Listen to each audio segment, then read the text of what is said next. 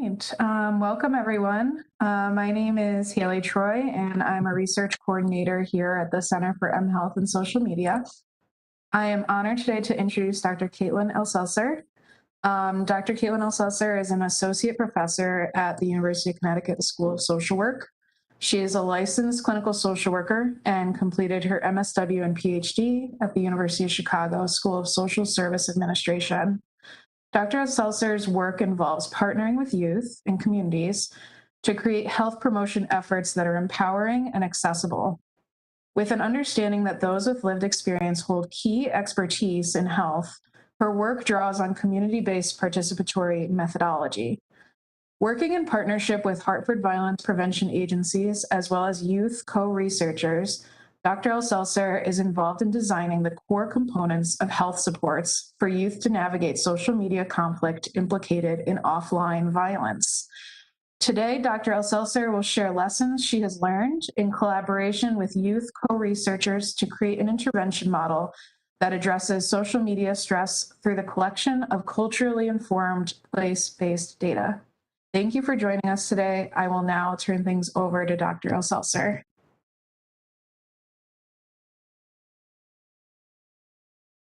All right. Can everyone hear me? Okay. So I am truly delighted to be here. Thank you for the invitation to Dr. Pagodo. And Haley, thank you for that great introduction. And because I'm really looking forward to a conversation today and a dialogue, I do see some of my collaborators here and familiar faces, and I see many faces that I'm not familiar with, and I am presenting about participatory methodology after all. So if you're willing, I would love for folks just to introduce themselves in the chat. I know this is a little unconventional.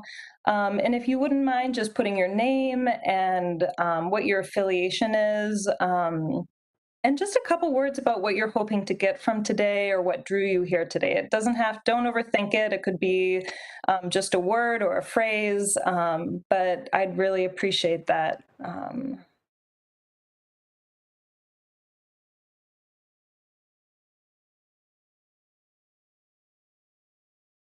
Don't be shy. So I'm inviting folks to, and I'll move into the presentation, but if folks feel comfortable, I'd love for folks to just introduce themselves in the chat, and just a word or two about what brought you here today, what your interests are. Okay, wonderful. See one of my former students. Hi, Lauren, great to see you. Okay, interest in social media stress. Well, my mentor, Kim Gahn's here, delighted to see you. Eleanor, trauma surgeon, looking ways to amplify positive potential for social media. All right, welcome everyone. So I'd like to start just by orienting us and share a little bit about what brought me to this work and my segue into the work. So my background is I spent about 10 years working in Chicago with young people who were navigating life in structurally marginalized neighborhoods. And specifically, I first started working as a high school teacher, and then later as a social worker in direct practice, specializing in trauma. And through those experiences, I got to know and saw firsthand the devastating impact that gun violence had on young people and their families who were living in structurally marginalized neighborhoods in Chicago. So COVID-19 has only amplified what was already a public health emergency of gun violence. And this public health emergency of gun violence is concentrated in Black and brown neighborhoods, reflecting decades of structural violence targeted at these communities. I've had the very good fortune of basing my work in the last 6 years in Hartford. Through this time collaborating with folks in Hartford, I've had the opportunity to witness the tremendous resilience that exists in this community, those who are from the community and those working to support this community, and also the tremendous challenge of living life in structurally marginalized neighborhoods, mirroring trends that we're seeing across the nation. For example, in 2021, Hartford experienced the greatest burden of gun-related deaths since the early 2000s in the last 20 years. So the issue related to gun violence is truly a public health emergency. So I've had the tremendous honor of collaborating with an incredible organization in Hartford, Compass Youth Collaborative, for the last 6 years. So Compass works to support young people and their families who are impacted by gun violence. And together, in our early conversations after I joined UConn about 6-7 years ago, the Peace Builders, who are frontline staff, working to reach young people impacted by gun violence, pointed out to me that almost when they think about the street violence that they witness and try to support to avoid, almost all of it starts to their minds on social media. And this was a really difficult dynamic, continues to be a very difficult dynamic. And so in our early collaboration, together we documented the role of social media conflict and offline violence. And we documented that in Hartford, through speaking with young people, that this was a phenomenon that was happening frequently and was implicated in offline violence. More recently, we've continued our collaboration in a new project to build supports or an intervention navigating for young people to navigate these stressful social media conflicts and interactions, in a project that was recently funded by the CDC and a K Award. So the intervention that we will build, the supports that we will build, might be based in social media or mobile health, but ultimately those decisions will be guided by those with lived experience. And I do want to say at the outset that we haven't yet designed our intervention. We're really at the beginning stages. So the work that I'm sharing today is complex. I would call it work that is ethically complex. And the question that I come back to again and again as a researcher is, how do I, as a researcher who's not from the community that I'm working with, engage in this research process that it reflects my core values of justice, collaboration, and liberation? And so today I'm going to be doing something a little bit unconventional, and I'm going to be sharing the story of our research project and how we're going about the research, as opposed to focusing on the outcomes. Because it's my opinion that how we do our research, how we make decisions, how we partner, how we work with others, is actually just as important in terms of avoiding harm and promoting health as the research outcomes and the interventions that we create. So the question that I'll be centering my reflections today is, what does it mean to conduct intervention research centered in an anti-oppressive perspective? And so I'll be grounding my answers and my reflections to this question in critical race theory. And I'll be centering this on 3 different lines of inquiry or reflection. So one is, how do we conceptualize the outcome that we're thinking about, social media conflict and offline violence? The other is offering reflections on how critical race theory can inform the intervention design process, which for us in this project includes collaborating with youth co-researchers. And then finally, how can critical race theory inform the practices that I use as an adult researcher to support my collaboration with youth co-researchers? And I do want to just mention, it's very important to me to be clear up top that I am the sole researcher presenting here today, and I take responsibility for any of the content and reflections that I share, and that this work is the reflection of many minds and many hands and many hearts. So this work would not be possible without my community partner, Compass Youth Collaborative, who's doing life-saving work in the city of Hartford to keep young people safe. And I encourage everyone to check out their work. It would not be possible without my youth co-researchers who provide valuable insight into the phenomena of social media conflict. It wouldn't be possible with my diverse and talented research team. And it wouldn't be possible without the mentors that that are supporting me in this work in my K Award. So, okay. All right, so let's get into it. So I'm orienting my reflections today in critical race theory. And yes, critical race theory has received a lot of attention. It's been featured on Fox News in the last year and two. It's been banned in some places. But really, to my mind, critical race theory is actually just a very common sense way of thinking about oppression and race in our country. And so I'm not intending to be comprehensive into critical race theory is complex, but I'm going to be highlighting three insights that stem from critical race theory that ground my reflections today. And the first is that race is not a biological, but rather a socially constructed category that's primarily useful and used to justify oppression. And that oppression operates through our legal systems and things, institutional practices. Um, uh, so that's the kind of first tenet that I'm highlighting. A second tenet is that knowledge is situated in individual experience. And so thinking specifically about what this means with research, researchers inevitably are bringing our lived experience to interpret reality. So this shows up in terms of the constructs that we see as relevant to any particular research topic, the relationship between those constructs. A third insight, and related, is that individuals who have experienced oppression hold unique insight into the nature of that oppression. And so critical race theory really encourages us to center the wisdom and the voices of those who have direct experience with oppression. And then finally, this work coming out of Kimberly Crenshaw's focus on intersectionality. Our identities are multiply determined by various dimensions of social and political experiences. So, to name a few, identities related to race, sex, class, sexual orientation, and that these interlocking identities create different modes of oppression or privilege.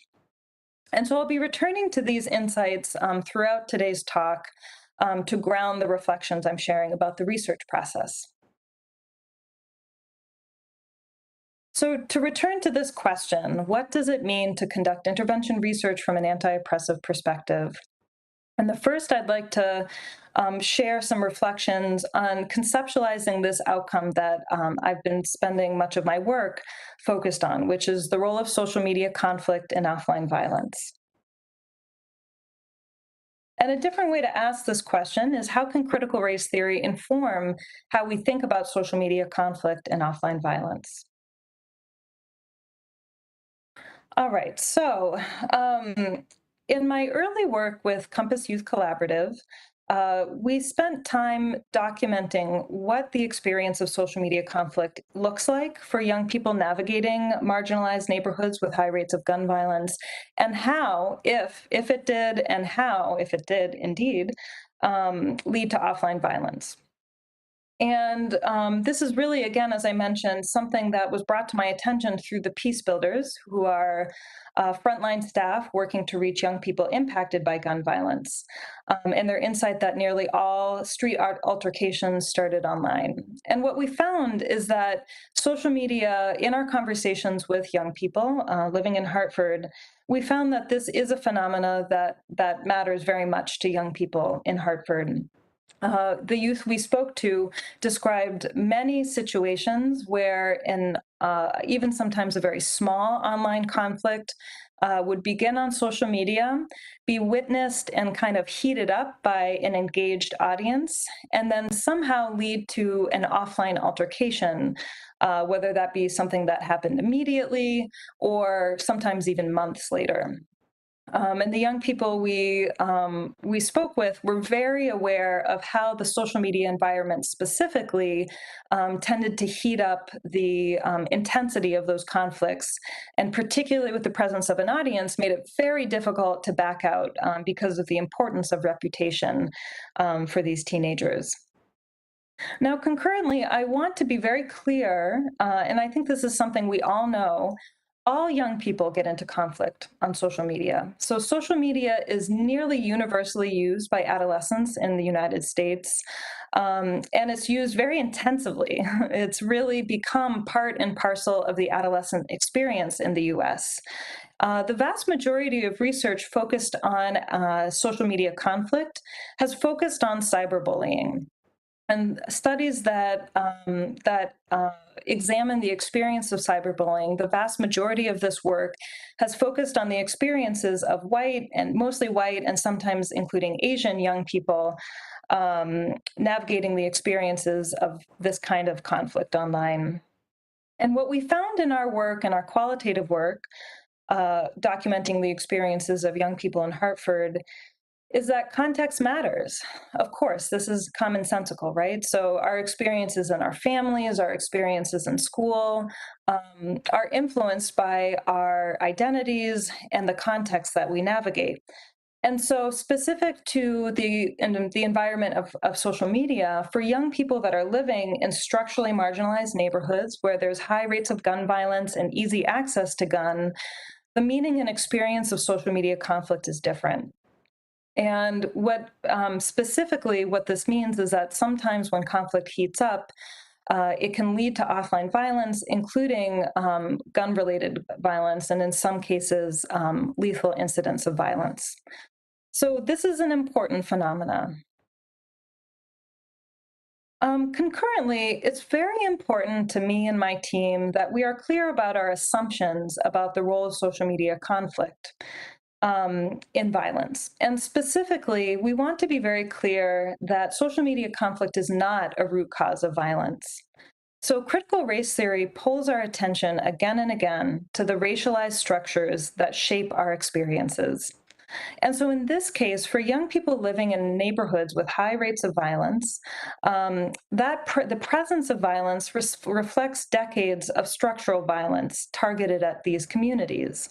So these are policies targeted at Black and brown neighborhoods to intentionally reduce the power of these neighborhoods. So practices like redlining and school funding. And so these policies have created the conditions of concentrated poverty, which are one of the primary root causes of gun violence. And it's really important to be clear that this is not, while we are talking about an individual level issue, this experience of social media conflict, it's important for us to be clear that this is not a root cause, because there's a long history in the dominant paradigm, sometimes in the approaches that study violence prevention or violence, of perhaps implying that individual level behaviors are causally related to violence.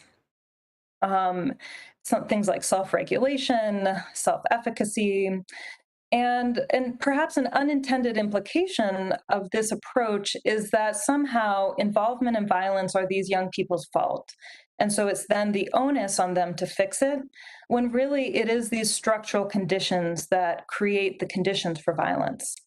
And another unintended consequence is that focusing on these individual level behaviors and linking them causally to violence somehow can reinforce pathologizing narratives about Black and brown youth, labeling, including the label of high risk, and a consequence can be more criminalization of this group of young people. It also might suggest unintendedly that the structural causes that create the conditions for violence are somehow unmodifiable, when this is not true. Policies that have created the conditions for concentrated poverty were created by humans, and they can be undone by humans. So that context is really important to me and my team. And so just to kind of put a pin on how we are conceptualizing our outcome, we differentiate at a baseline for interventions that are addressing a root cause, the root cause of violence, versus those that are really offering supports for the consequences of root causes. So interventions for violence in this framework are interventions that address structural causes. So things like access to resources, regulations for guns, And so our perspective is that in focusing on social media conflict, this is really more about supporting young people to manage and heal from the stress and trauma that's underlying these behaviors. So it's more the perspective for this intervention target is that we're offering supports for managing the stress related to navigating these conditions, including the stress associated with social media conflict, but as opposed to addressing any kind of root cause. Okay, so next I'm going to be sharing some reflections on our intervention design.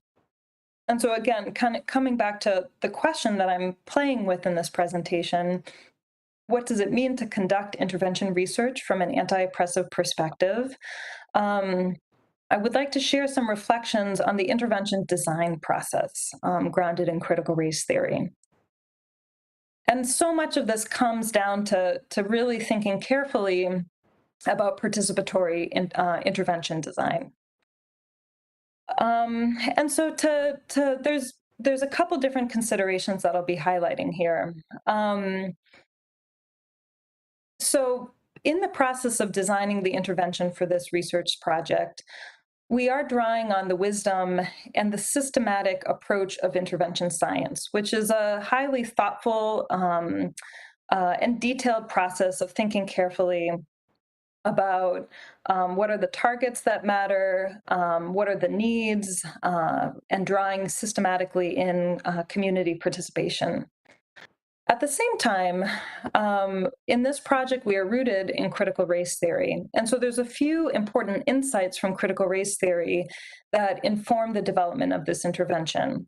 And in particular, this idea of situated knowledge, which I'll come back to in just a moment, and also this idea that those who have lived experience with oppression have unique and incredibly important insight into the supports that are needed.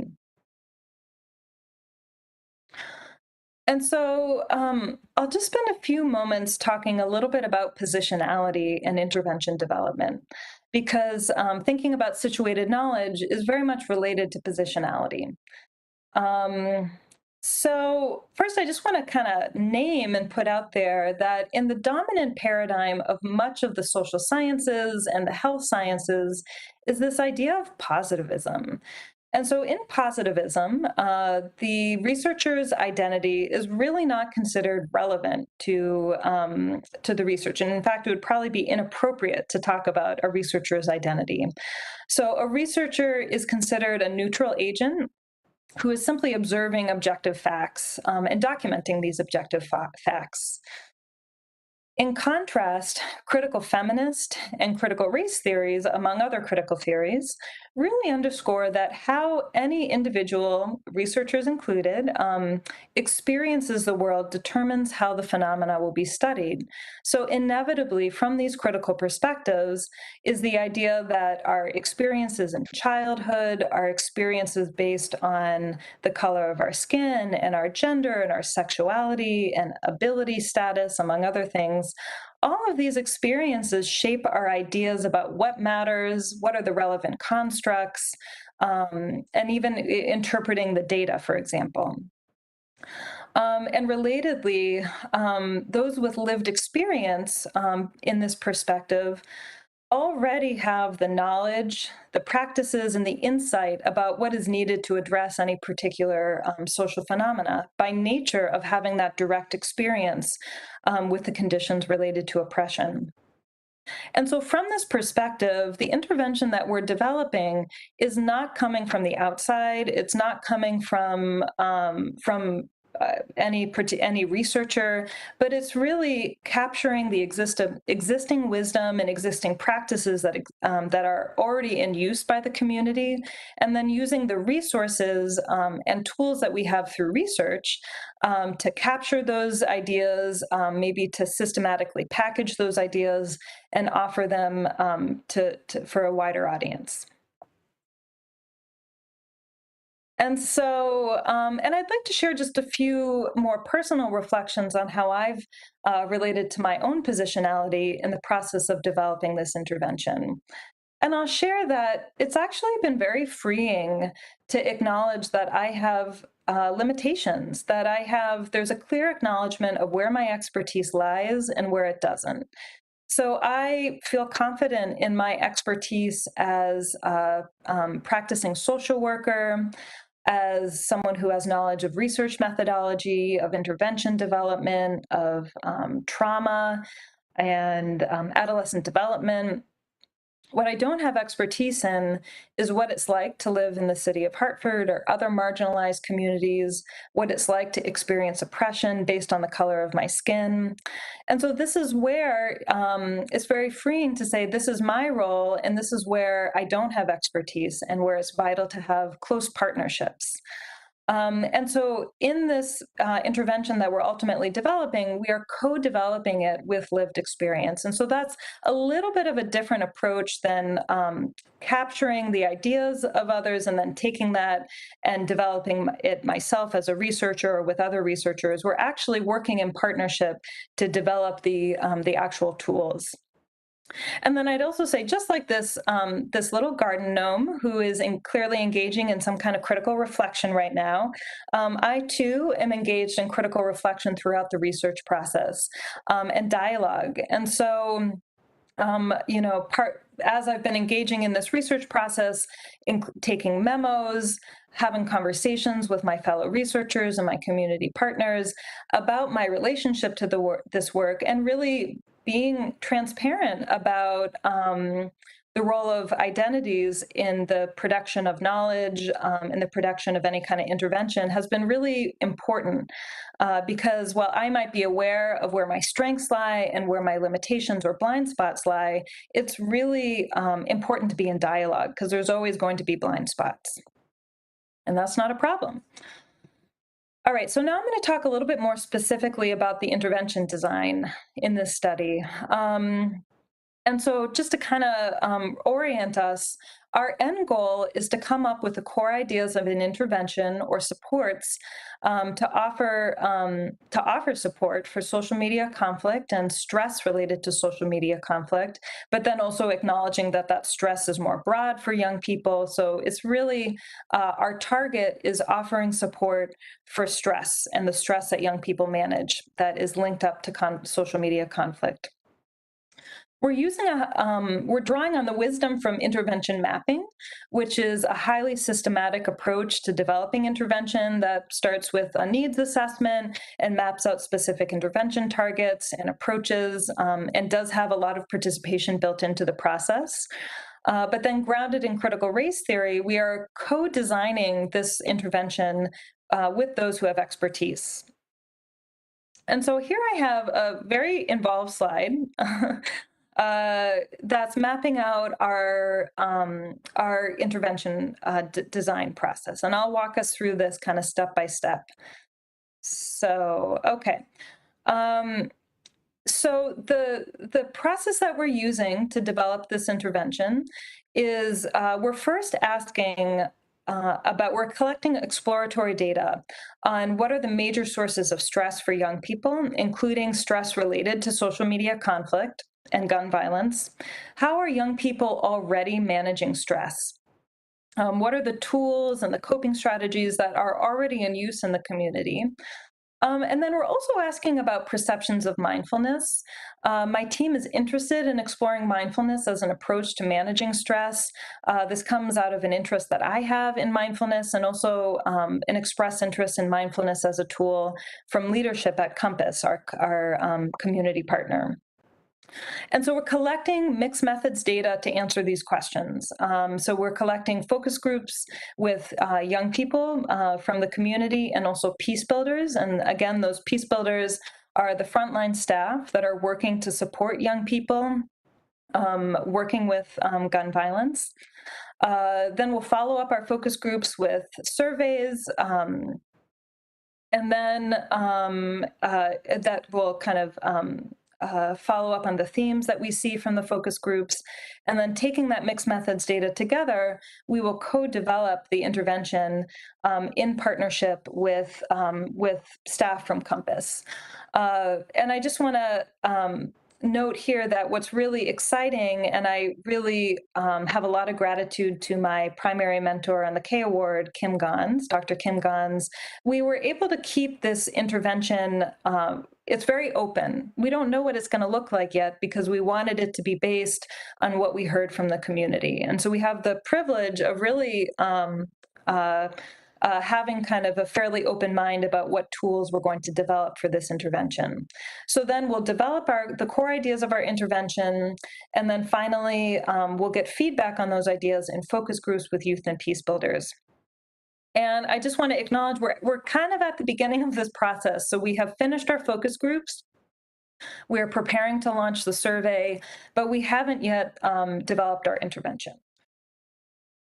Okay, so then I'm going to talk a little bit about how we've designed this the intervention design process to be participatory. And I'm specifically going to focus on the role, first on the role of our youth board, our board of youth co-researchers, and the role of our community partner, Compass Youth Collaborative. So Compass Youth Collaborative, as I mentioned, is a street outreach-based violence prevention agency based in Hartford. And Compass has helped to inform the research questions, leads the approach to determining how to collect the data because they know the young people they work with best and how we can reach them. A staff member will be co-developing the intervention ideas that come from our exploratory data, and then they'll also help to determine dissemination, including co-publishing. We've also managed to carve out in this broader intervention development study a youth participatory action research project where we're collaborating with youth co-researchers from the community.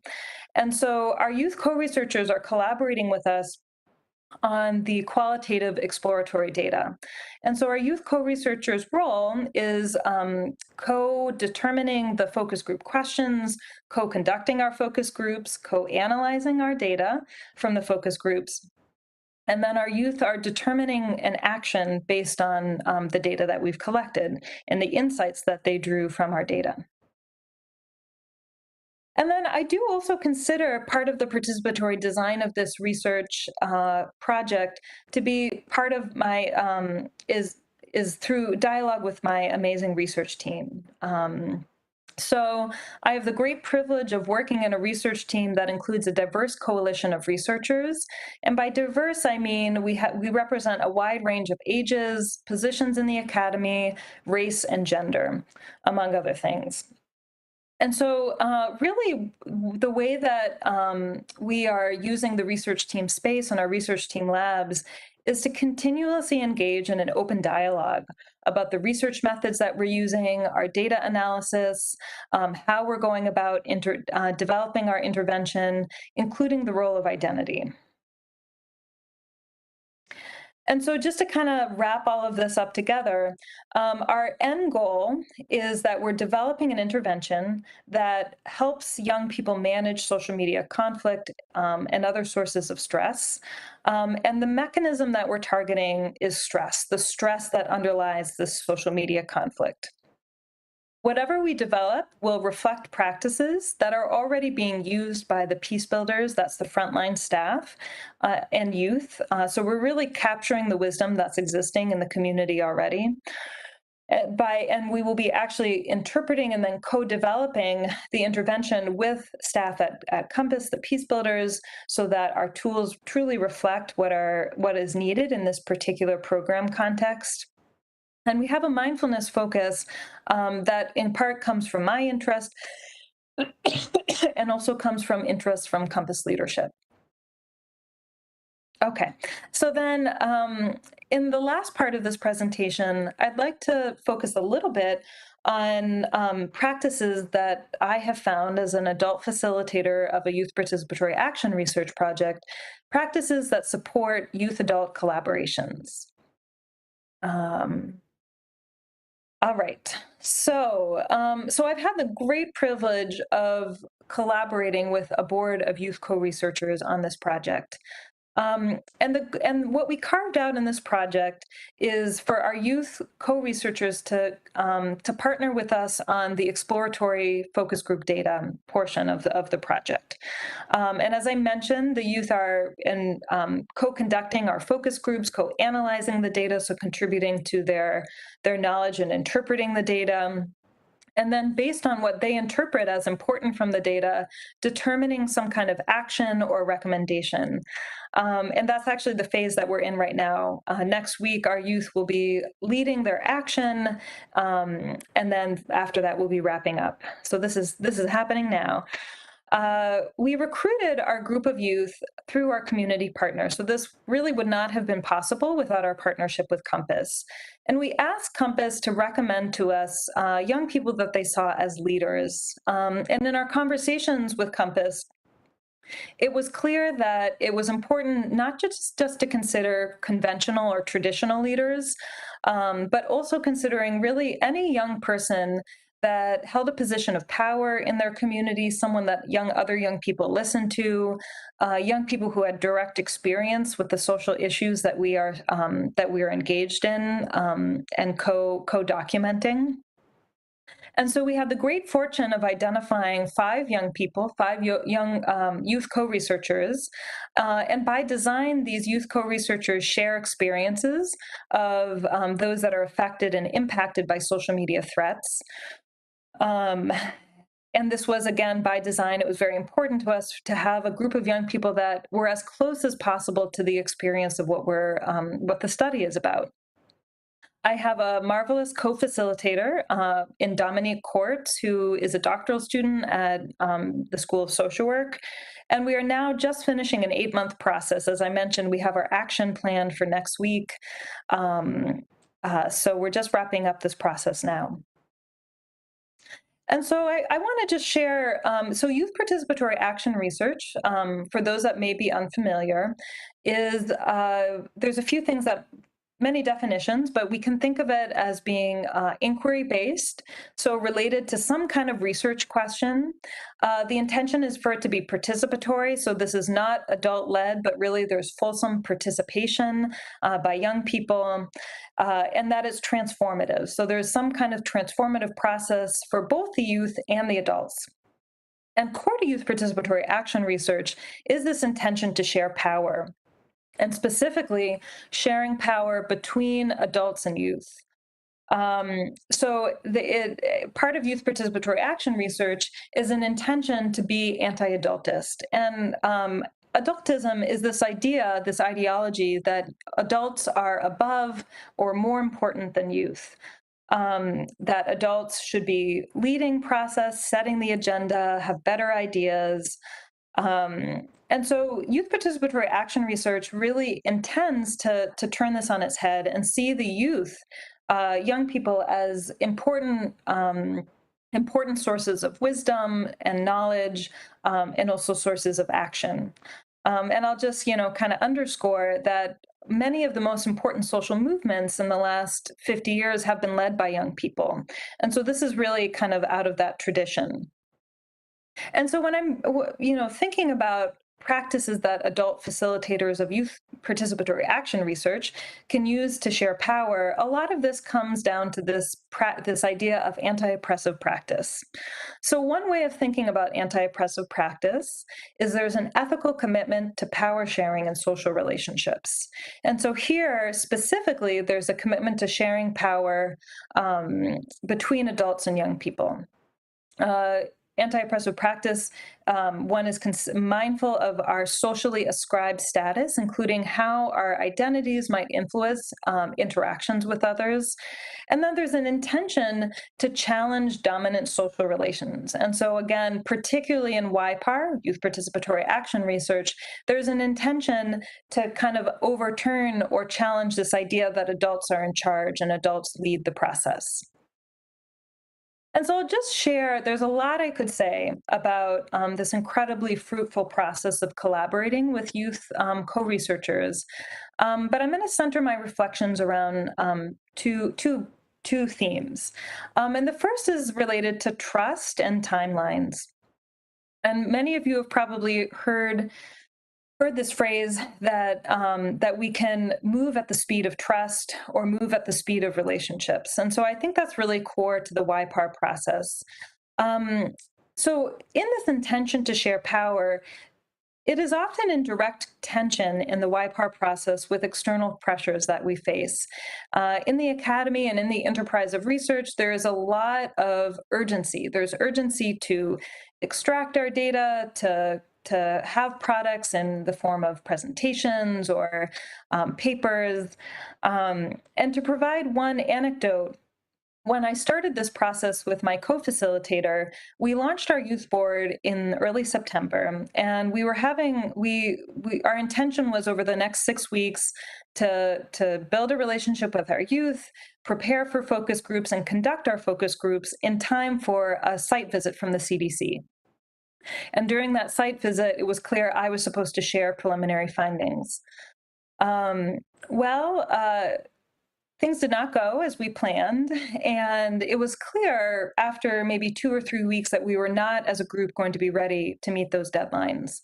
The youth that we were working with had a lot of really important questions for us. They expressed skepticism about what our intentions were and really wanted to know whether we were committed to centering their voice and honoring the vision that they had. And so this took time.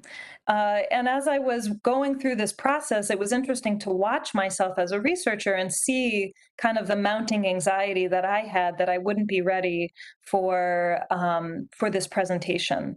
And so it was really important in this process for me to engage in critical reflection and dialogue. I had continuous reflection and dialogue with my co-facilitator and with my research team, with my mentors.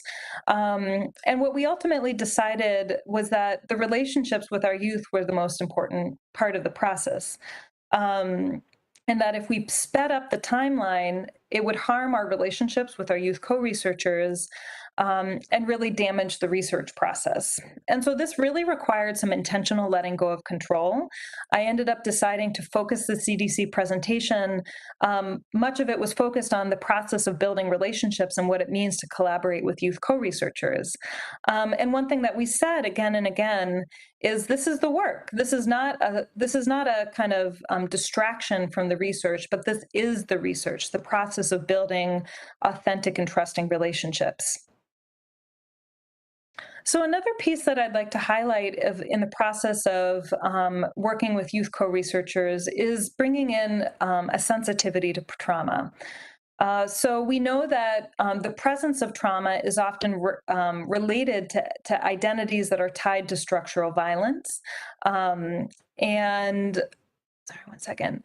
And present trauma was frequently present from the beginning in our work with our youth co-researchers. So our youth co-researchers, all of them have lost someone related to gun violence, and many of them have direct experience with gun violence. And so it was clear to my co-facilitator and I from the beginning that we needed to establish an environment of safety and unconditional respect. And so this was our intention, and it was really interesting to watch this play out. And I'll just share another anecdote that as the Omicron surge kind of manifested, we had to switch our meetings to virtual. And for a while, we were meeting by FaceTime on phone with our youth co-researcher board. During these meetings, one of our youth co-researchers who had shared just a lot of difficult experiences with community violence and trauma would show up to these meetings and was highly engaged, had lots of ideas to share, was very present. And this youth co-researcher would play video games the entire time. And so it was really important for my co-facilitator and I to track our biases around professionalism and what professionalism means. So I tracked within myself initially some resistance of, well, wait, is this young person not invested? Is this kind of behavior that we need to address? And what we came to is that this young person was engaged, this young person was committed, and that this was simply what this young person needed to be able to show up in a comfortable way. Um, and so really there's this guiding value of meeting the young people we're working with where they are. And so I'd say that, and it's a lot of, it's a lot of pressure. It can be very intense to stare into a camera and give undivided attention to the process. And so, we really viewed this as some safety behaviors, behaviors that this young person was engaging in to feel safe and comfortable in the space. And so we really brought in a trauma-informed perspective to how we were working with our youth. And I would also say we brought in a mindful perspective, mindfulness related to our own tracking our own experience of as adult facilitators, and really watching where resistance might come up, watching where that anxiety might come up, and bringing that into the research process and dialogue. All right, so I'd like to close just by kind of returning. So this goal that we have, which is to build a community-informed intervention or tools to support young people navigating the stress related to social media conflict. And really, there's this sense that we're stronger together. It's incredibly exciting to see what is possible. For myself, just speaking from experience, when I kind of own the expertise I have as a researcher and honor that I don't have expertise in what it means to be a community member. In the particular community I'm working with. And so our sense is that the community and youth already have the wisdom and the practices about what is needed to address this particular social issue. And to be able to access that wisdom as a researcher, it's key and truly part of the research process to build trusting and authentic relationships. And ultimately, we have trust that the intervention that we'll build at the end of this process will have greater feasibility and acceptability because it's been grounded in relationships and in co-developed with community members. And so I just want to end with some thank yous. Thank you to Compass Youth Collaborative for our longstanding partnership. This work would not be possible without my community partner. Thank you to our Youth Co-Researcher Board, my amazing set of K-Award mentors, including Dr. Kim Gans, my primary mentor, and my amazing research team. And so I'll stop sharing now, and I'm really looking forward to if anyone has any questions or reflections that they'd like to share. Yes, thank you. Thank you for your attention.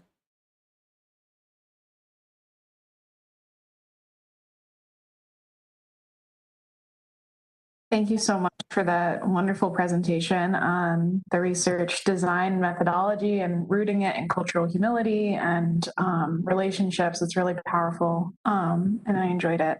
So if anyone would like to unmute themselves, they can do so now to ask any questions or make any comments.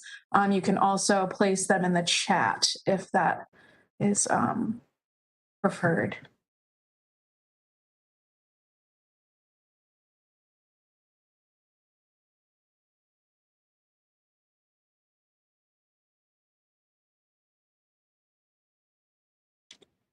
This is Anne Marie Morides. I just want to say I really appreciate the way that you have chosen to center the voice of youth, and it's just I'm really working with adolescent young adult cancer survivors. So different venue, but same message, and I just really appreciate your innovation and sharing it with us.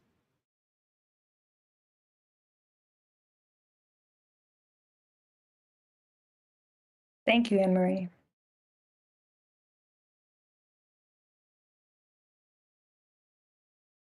Let's see. So it looks like there's a question in the chat. It says, can you say a bit more about the mindfulness component that you use? Yeah, so we're exploring mindfulness as one approach to supporting the young people that Compass serves in this particular program context to manage the stress related to social media conflict. One of the things that I would say is foundational to the way that we think about this, that my team thinks about this, and this has really been informed by one of my collaborators, Dr. Jeff Prue, is that it's our sense that mindfulness is actually a very widespread practice across many different communities. Mindfulness kind of has a rap or a reputation of being a very white-centered approach, but actually communities and traditions, very varied traditions and communities use mindfulness practices. And so our approach is really in the focus groups, the exploratory qualitative data, we were asking about what practices are already in use in the community related to mindfulness. And it was really interesting. That's not really what I'm focused on today, but we did hear actually quite a bit from the peace builders and from the youth about what they do already to stay present and how that helps them manage the stress. And so, our intention is really to take that and work with a peace builder to link that to specifically some practices that can help manage social media conflict, that stress. The one other thing I'll say is that if we do end up deciding as a team to use mindfulness, the peace builders were very clear that when they work with this particular population, they don't have 2-hour sessions. They don't have the luxury of, maybe potentially offering a class. Whatever tools that we would be offering would have to be very flexible and be able to fit into, let's say, like a 15-minute car ride, a short conversation. And so that would be, if we do end up using this approach, we're going to be thinking a lot about offering flexible tools that reflect practices that are already there in the community.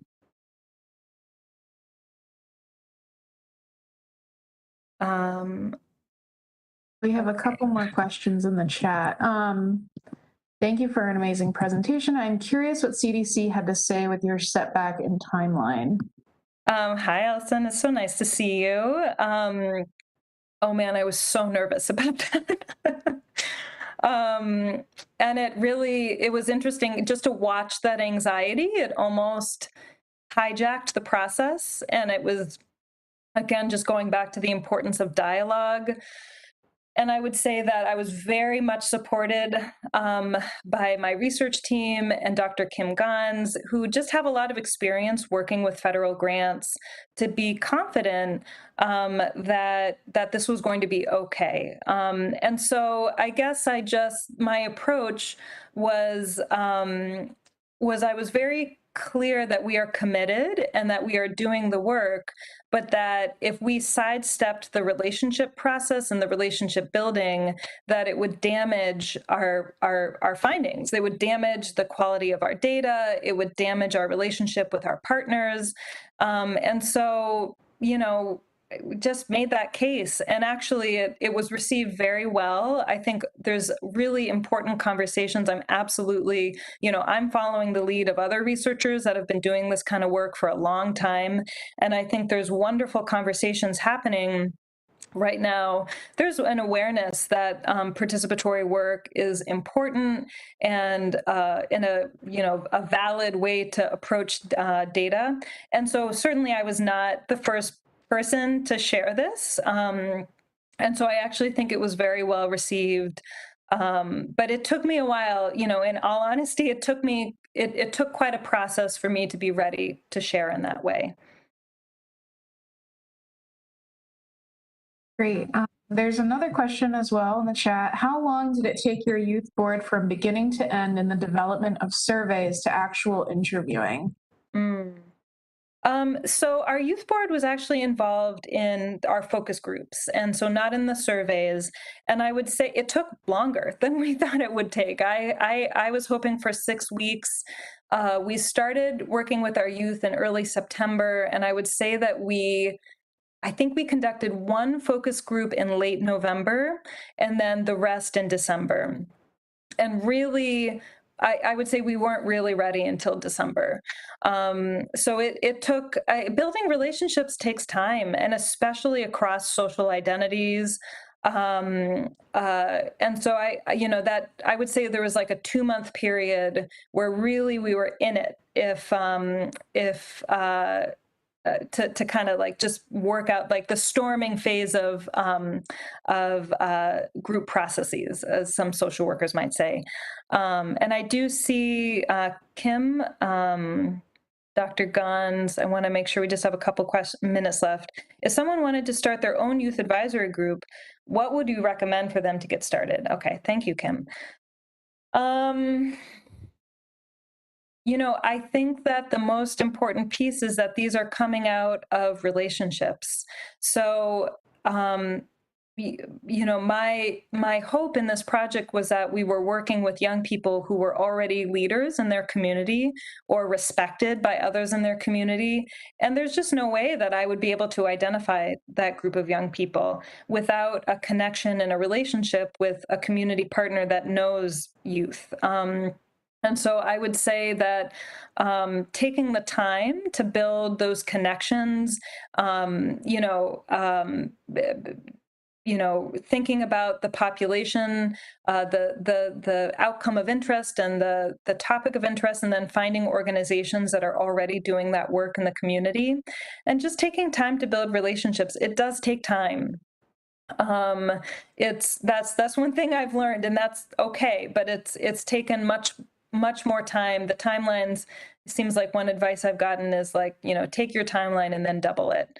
But doing that outreach work, where sitting down in the initial conversation with any potential community partner, keeping it open, not making any asks, and just letting, and then, I found that to be an incredibly effective way in recruiting our youth, and actually also retaining our youth, because that's a whole other conversation.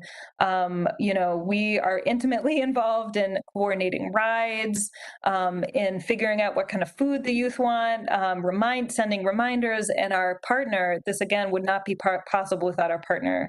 Yeah. Thanks for that question.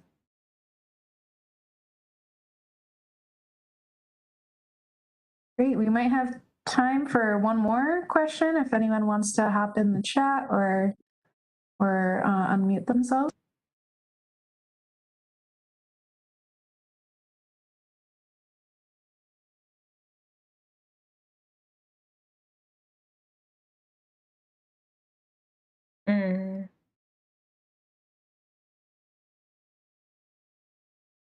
Lauren, it's great to hear from you.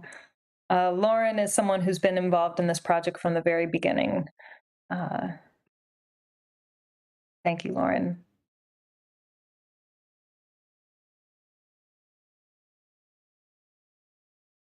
Well, I really appreciate everyone's attention, and I appreciate people staying on until the end. And I'm always open to continuing the conversation. If anyone is interested in youth participatory action research or any other, anything else that I talked about. So my email is there in the chat. And please do feel free to reach out to me. I'm happy to engage in further conversation. Great. Thank you so much, everyone, for the wonderful questions. And of course, thank you, Dr. Elsaesser, for your time. Take care and be in touch if you have any other questions via email. Bye-bye. Thank you.